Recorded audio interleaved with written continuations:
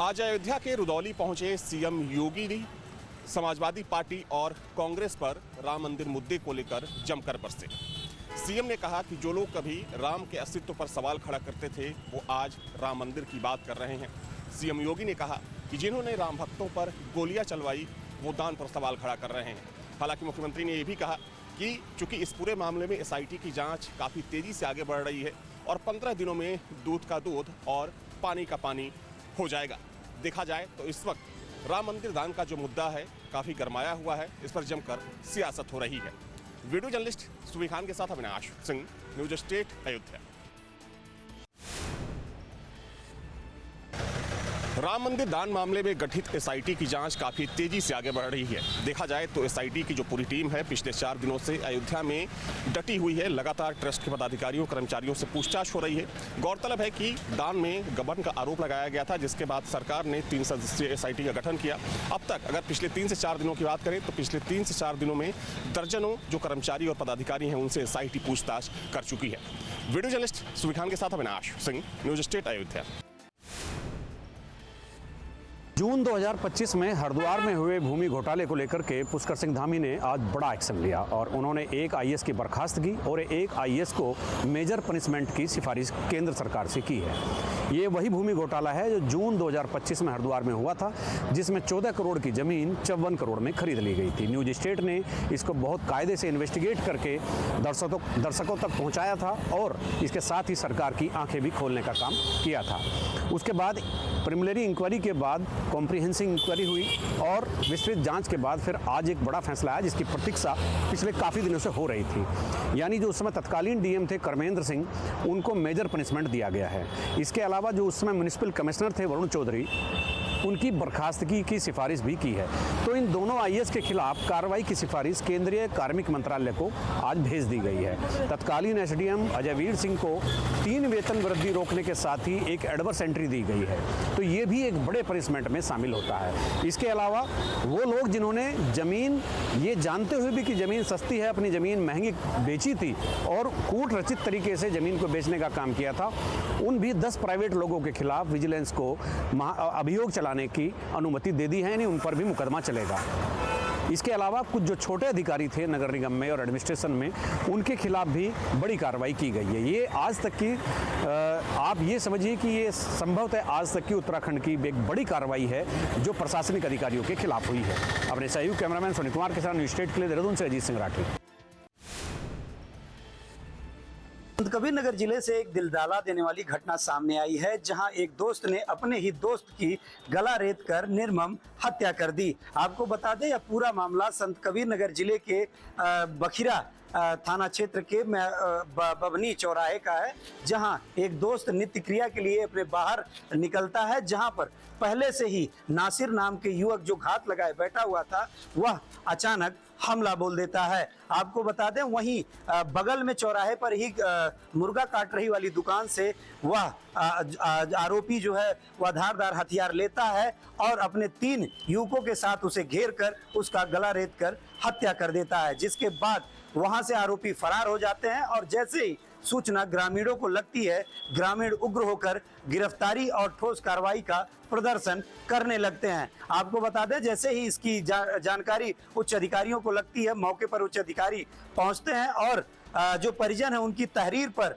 एक जो आरोपी है नासिर के साथ 3 अन्य लोगों के कुल मिलाकर 4 लोगों के खिलाफ मुकदमा दर्ज कर लिया जाता है। आपको बता दें सुबह जब पीएम के लिए मृतक को लाया जाता है तब भी परिवार और अन्य ग्रामीणों द्वारा लगातार प्रदर्शन किया जाता है, जिसमें उनके द्वारा जो आरोपी हैं उन पर बुलडोजर कार्रवाई और तत्काल गिरफ्तारी की मांग करते नजर आते हैं। वहीं आपको बता दें कि जिला प्रशासन द्वारा तत्काल जहां पर हत्या हुई होती है और उससे युवक से जुड़े जितनी भी दुकानें उस चौराहे पे रहती हैं उस पर बुलडोजर कार्रवाई करते हुए काफी मान मनोबल के बाद परिजन मानते हैं और पोस्टमार्टम के बाद घर रवाना कर दिया जाता है। अब आपको बता दें यह देखने वाली बात होगी कि संतकबीरनगर जिला प्रशासन ऐसे क्या ठोस कार्रवाई करता है। फिलहाल जीरो टॉलरेंस नीति के हिसाब से संतकबीरनगर का प्रशासन कार्रवाई की बात कर रहा है।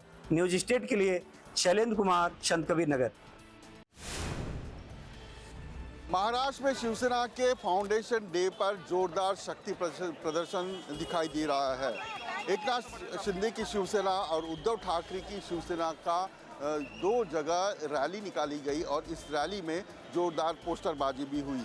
महाराष्ट्र की सियासत में इस बार जबरदस्त उथल पुथल चल रही है। उद्धव ठाकरे की शिवसेना में तकरीबन 4 साल बाद फिर एक बार बड़ी टूट दिखाई दी। इसको ऑपरेशन टाइगर का नाम दिया गया था। दावा है कि एकनाथ शिंदे डिप्टी उप मुख्यमंत्री जो है, डिप्टी सीएम जो है, इसको हैंडल कर रहे थे। वहीं दूसरी ओर इस जवाब में सारे ऑपरेशन टाइगर से तकरीबन 6 सांसद जो है एकनाथ शिंदे के शिवसेना में चले गए हैं और इसके जवाब में उद्धव ठाकरे की पार्टी ने ऑपरेशन तुड़वा शुरू कर दिया है। वीडियो जर्नलिस्ट कामेश के साथ विलास अटोले, न्यूज़ स्टेट, उत्तर प्रदेश, उत्तराखंड। वाराणसी के दाल मंडी के सड़क चौड़ीकरण का कार्य अब तेजी से आगे बढ़ने वाला है, क्योंकि जो 181 भवन थे उनमें से अधिकतर भवनों का ध्वस्तीकरण हो चुका है। इसके अलावा 6 जो धार्मिक स्थल थे उन्हें भी वहां से हटाए जाने की प्रक्रिया जल्द ही शुरू होने वाली है। 6 मस्जिद हैं जिनका पैमाइश हो चुका है और जल्द ही इन मस्जिदों का ध्वस्तीकरण होगा और यहाँ से ये मस्जिद स्थानांतरित होंगे।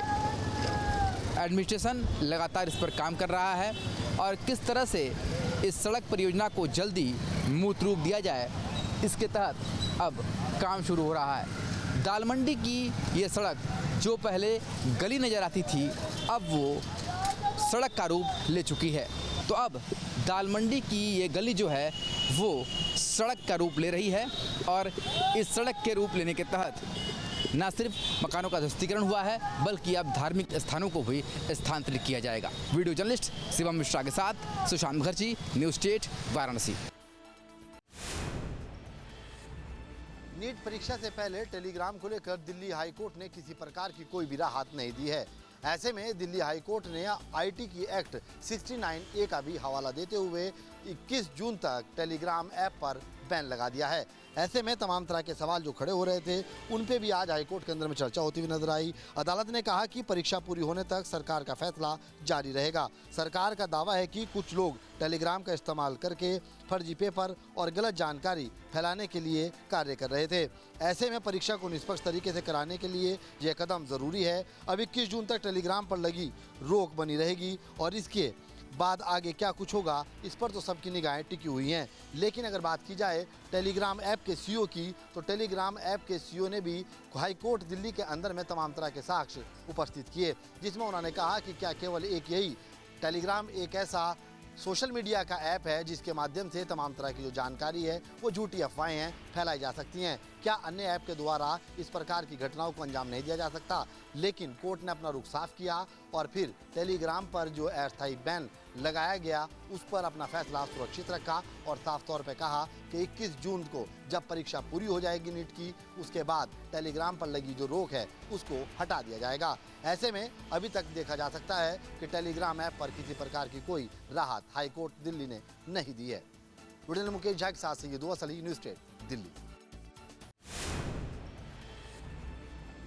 प्रधानमंत्री नरेंद्र मोदी 20-21 जून को पश्चिम बंगाल के दौरा पर विकास और कृषि क्षेत्र की कई महत्वपूर्ण परियोजनाओं का शुभारंभ करेंगे। प्रधानमंत्री की जनसभा और पश्चिम बंगाल दिवस के अवसर पर हुगली के तारकेश्वर में सभा स्थल की तैयारी जोर शोर से चल रही है। लगातार बारिश के बावजूद अधिकारियों और कार्यकर्ता की व्यवस्था चरम पर है और कार्यक्रम को सफल बनाने के लिए अंतिम तैयारी जारी है। प्रधानमंत्री नरेंद्र मोदी 20 और 21 जून को 2 दिवसीय पश्चिम बंगाल दौरा पर रहेंगे। इस दौरा में कई महत्वपूर्ण सरकारी कार्यक्रम में शामिल होंगे और विभिन्न क्षेत्रों से संबंधित विकास परियोजना का शिलान्यास, उद्घाटन और लोकार्पण करेंगे। 20 जून को प्रधानमंत्री हुगली में पश्चिम बंगाल दिवस समारोह में भाग लेंगे। इस अवसर पर भी रेलवे, कृषि, ग्रामीण विकास, मत्स्य पालन और पशुपालन से जुड़ी अनेक विकास परियोजना का शुभारंभ, लोकार्पण और शिलान्यास करेंगे। इसके पश्चात प्रधानमंत्री कोलकाता के श्यामा प्रसाद मुखर्जी पोर्ट पर स्वदेशी टेक्निक से डिजाइन और निर्मित भारतीय नौसेना के 3 जहाजों INS दुनागिरी, INS संशोधक और INS अगरे को राष्ट्र को समर्पित करेंगे। इन जहाजों के निर्माण में भारतीय उद्योग से साथ साथ 200 से अधिक MSME का उल्लेखनीय योगदान रहा है। 21 जून को प्रधानमंत्री कोलकाता में इंटरनेशनल डे ऑफ योगा की मुख्य कार्यक्रम में नेतृत्व करेंगे। इस अवसर पर हजारों लोग योगा दिवस के राष्ट्रीय समारोह में भाग लेंगे। और घोष, कोलकाता, वेस्ट बंगाल। वाराणसी में आज राहुल गांधी का जन्मदिन अनोखे ढंग से मनाया गया। दरअसल राहुल गांधी को कांग्रेस कार्यकर्ताओं ने परशुराम के प्रतीक के रूप में दर्शाया और परशुराम के प्रतीक के रूप में दर्शाते हुए हाथ में संविधान की किताब को रखते हुए गंगा के घाट पर जाकर जलाभिषेक और दुग्धाभिषेक किया और राहुल गांधी का जन्मदिन मनाया। राहुल गांधी आज 56वें वर्ष के हो गए हैं और उनके जन्मदिन पर कांग्रेसी कार्यकर्ता बेहद उत्साहित रहे और धर्मनगरी काशी में आज उनका अनोखे ढंग से जन्मदिन मनाने का जो तरीका रहा वो काफ़ी सुर्खियों में रहा। जिस तरीके से हाथ में फरसा लिए राहुल गांधी को परशुराम के प्रतीक के रूप में दिखाया गया, उससे कहीं ना कहीं कांग्रेस कार्यकर्ता राजनीतिक संदेश देते हुए भी दिखाई दिए। फिलहाल कांग्रेस के वरिष्ठ नेता का जन्मदिन इस तरीके से मनाए जाने से लगातार सुर्खियां बनी हुई है। वहीं भारतीय जनता पार्टी भी इस पर लगातार टिप्पणी कर रही है। पर कांग्रेस कार्यकर्ता मानते हैं कि वो अपने नेता का जन्मदिन किस तरीके से मनाना चाहें ये उनके ऊपर निर्भर है और इस बार वो गंगा के घाट पर अनोखे ढंग से राहुल गांधी का जन्मदिन मनाते हुए नजर आए। वीडियो जर्नलिस्ट शिवम मिश्रा के साथ सुशांत मुखर्जी, न्यूज़ 8 वाराणसी। आगरा शहर में एक रिश्तों को कलंकित करने वाला मामला सामने आया है। छोटे भाई ने अपने बड़े भाई को बेरहमी से मौत के घाट उतार दिया, जिसकी वजह थी कि उसकी पत्नी से छोटे भाई के अवैध संबंध थे। विगत 3 महीने पहले बड़े भाई की शादी हुई थी और 3 महीने बाद ही छोटे भाई के अवैध संबंध उसकी पत्नी से हो गए। विगत 2 दिन पहले बड़े भाई ने छोटे भाई को पत्नी के साथ पकड़ लिया और उसके बाद घर में कलेश हुआ। उसी दिन से पत्नी और देवर ने अपने बड़े भाई को रास्ते से हटाने का मन बना लिया। कल सुबह जब बड़ा भाई काम करने के लिए घर से निकला तो सुबह 7 बजे घर से कुछ दूरी पर ही निकला था और एक सुनसान जगह पर छोटे भाई ने उसको गिरा लिया और उसके बाद पहले गला दबाया और उसके बाद पत्थरों से सर कुचलकर उसका कत्ल कर दिया। मौके पर पुलिस पहुंची। पुलिस के लिए ये ब्लाइंड मर्डर था। पुलिस ने तमाम सीसीटीवी कैमरे चेक किए। एक सीसीटीवी कैमरे में बड़े भाई के पीछे छोटा भाई चलता हुआ दिखाई दे रहा है। तभी से पुलिस को शक हुआ और उसने छोटे भाई को जब गिरफ्तार किया और कड़ाई से पूछताछ की तो परतें दर परतें खुलती चली गईं। पुलिस ने छोटे भाई और उसकी पत्नी को गिरफ्तार कर लिया है। पूछताछ करने के बाद अब दोनों पर कड़ी कार्रवाई की जा रही है। न्यूज़ स्टेट के लिए आगरा से शिव चौहान। दिल्ली के अंदर एक बेहद सनसनीखेज मामला सामने आया है, जहां पर डॉक्टर ने उनके घर पर काम करने वाली मेड की बड़ी बेरहमी से पीट कर हत्या कर दी। दरअसल पहले डॉक्टर ने क्रिकेट बैट से महिला को पीटा और उसके बाद धारदार हथियार से उसकी हत्या कर दी। यही नहीं, हत्या करने के बाद डॉक्टर मेड के शव के पास बैठा रहा। इस वक्त हम मौजूद हैं दिल्ली के अमर कॉलोनी के माउंट कैलाश इलाके के अंदर, जहां पर डॉक्टर मनीष गुप्ता रहते हैं और ये वो घर है उनका। तस्वीरों में आप देखेंगे 2nd फ्लोर पर डॉक्टर मनीष गुप्ता, जो कि स्किन स्पेशलिस्ट हैं, वो यहाँ पर रहते हैं और यहीं पर बीते 10 साल से लगभग मीना नाम की जो मेड थी वो काम करती थी और मीना की हत्या डॉक्टर मनीष गुप्ता ने कर दी।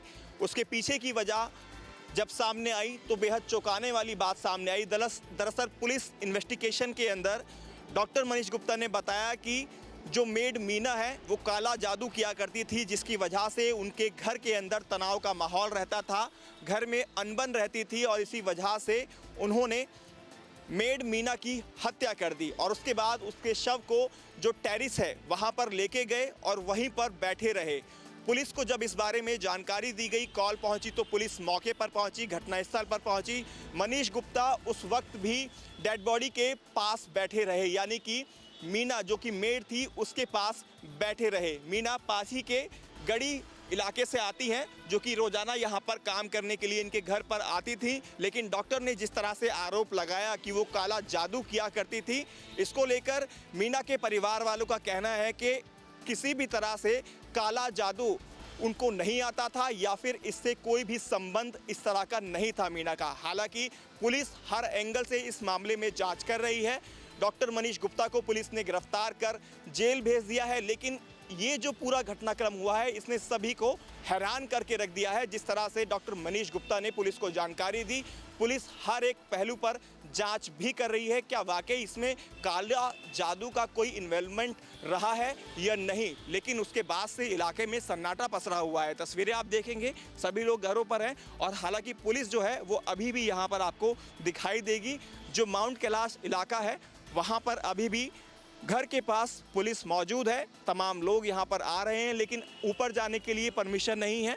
पुलिस ने उसको सील कर दिया है इलाके के, क्योंकि टेरिस के ऊपर ही जो शव था मनीष गुप्ता शव को वहाँ लेके गए और जब दूसरी टेरिस के लोगों ने देखा मनीष गुप्ता शव के पास बैठे हुए हैं, उन्होंने पुलिस को इस बारे में जानकारी दी और उसके बाद पुलिस ने मनीष गुप्ता को यहां से गिरफ्तार किया। कुल मिलाकर काला जादू जैसे ही मामला सामने आया और इस मामले पर भी अब पुलिस जांच करती हुई नजर आ रही है। देखना होगा क्या वाकई काला जादू इस पूरे मामले से जुड़ता हुआ दिखाई देगा, क्या इन्वेस्टिगेशन के अंदर ये बातें भी सामने आएंगी। लेकिन फिलहाल मेड को मनीष गुप्ता ने मार दिया है और उसके बाद डॉक्टर मनीष गुप्ता को पुलिस द्वारा गिरफ्तार कर जेल भेज दिया गया है।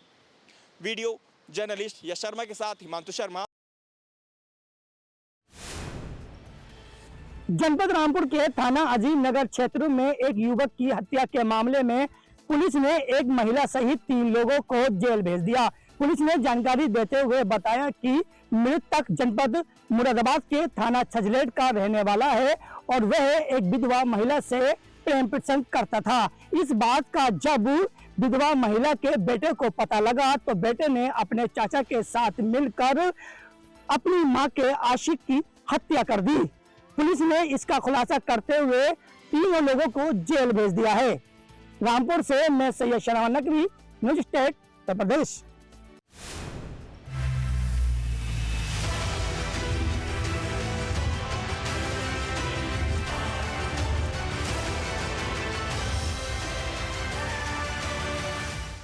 आपके मोबाइल पर तुरंत आएगी ब्रेकिंग न्यूज। स्क्रीन पर सबसे पहले दिखेगी बड़ी खबर। देश दुनिया की हर खबर एक जगह। अब आपके मोबाइल पर तुरंत फटाफट इंस्टॉल कीजिए न्यूज़ नेशन ऐप और रखिए खुद को अपडेट।